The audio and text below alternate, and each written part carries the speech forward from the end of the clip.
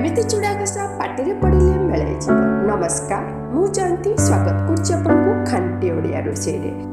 एहिपरि पारंपरिक ओडिया रोषेई पई हमर ए चैनल टिको सब्सक्राइब करी बेल आइकन दबाई देबे बोली आशा रखुछि। जदि भलो लागुथाय हमर ए भिडियोटी ताले सांग मानक सहित शेयर करनेबे।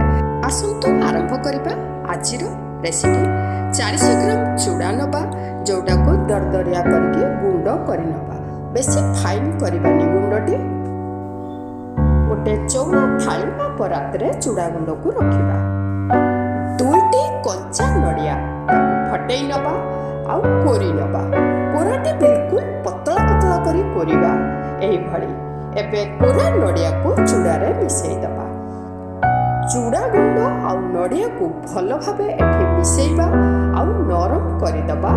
हमरो चूड़ाटी को नड़िया सहित मिसेई पारंपरिक रोषेई पाई भिडियोटी को सब्सक्राइब करी बेल आइकन दबाई दियंतु। नुआ नुआ भिडियो अपडेट आपनको सहजरे आपनको फोन रे मिलि जिवो।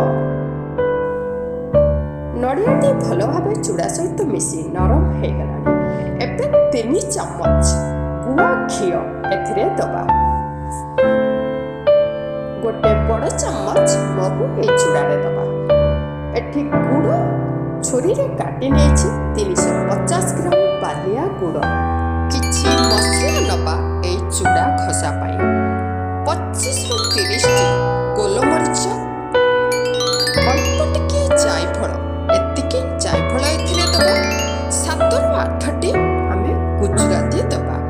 भलो भाबे कुटी नबा हमर ए मसला को। एही कुटा मसला रु गुजराती चोपा काढी नबा। ए चोपा गुडी को चारे पकई आमे यूज करि परिबा। चूड़ा घसार मसला हे गला।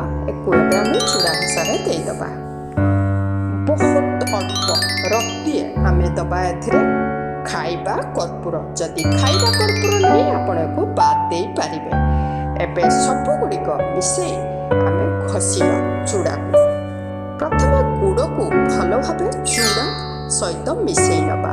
या पर चूड़ा को आमे भलो भाबे रगड़ी रगड़ी घसिबा, जहा द्वारा कि मसला, घियो, महू, गुड़, नड़िया सब भलो भाबे मिसिबो।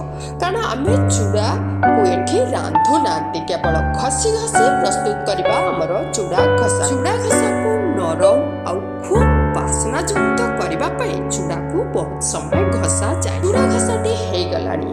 खूब स्वादिया चूड़ा घसा आउ एते सुंदर बासना आपण बनेइले जानि परिबे चूड़ा घसाटी केते स्वादिया हेछि। एबे चूड़ा घसा ऊपर तुलसी पत्र टिए दबा।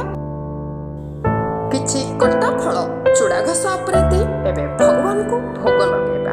वीडियोटी हमर आपनको केमिति लागिला कमेंट करी जणेबे बोली आशा रखुछि। जदि भलो लागि थाए सांग मानक सहित शेयर करनेबे, लाइक करिबा भूलिबेनी। पुणी गोटे नुआ वीडियो नुआ रेसिपी नै मु जयंती आपण मानक पाखु आसीबी। धन्यवाद।